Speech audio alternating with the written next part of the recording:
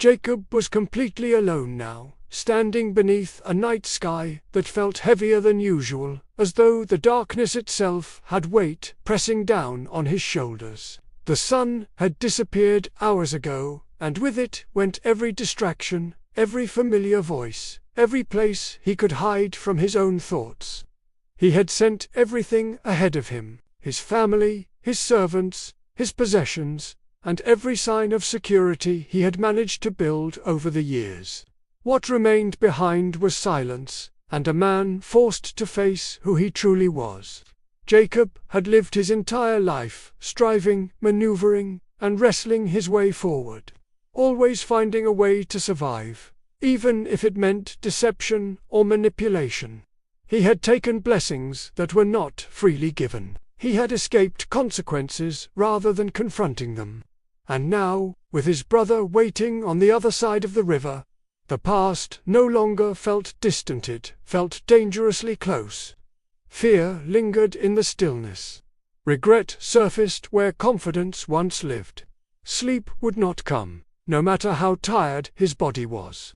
Peace would not settle, no matter how hard he tried to quiet his mind. Then, without warning or explanation, the night was broken.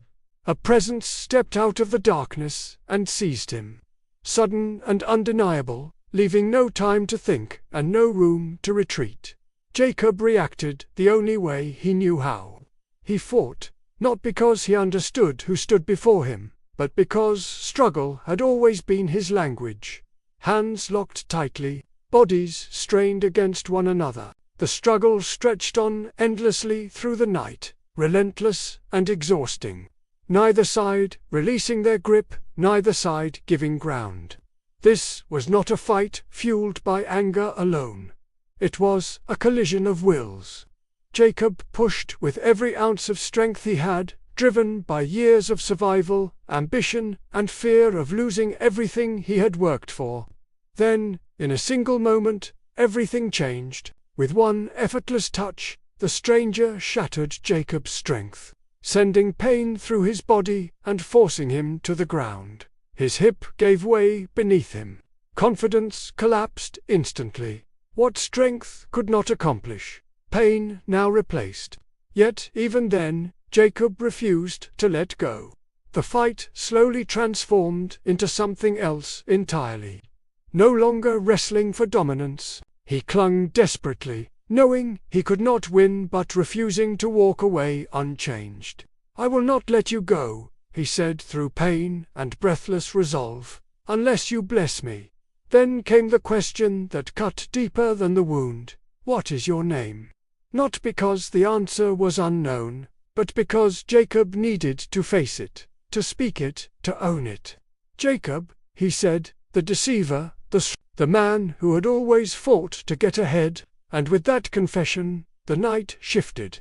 "You will no longer be called Jacob," the voice declared, "but Israel, for you have struggled with God and with men, and you have prevailed."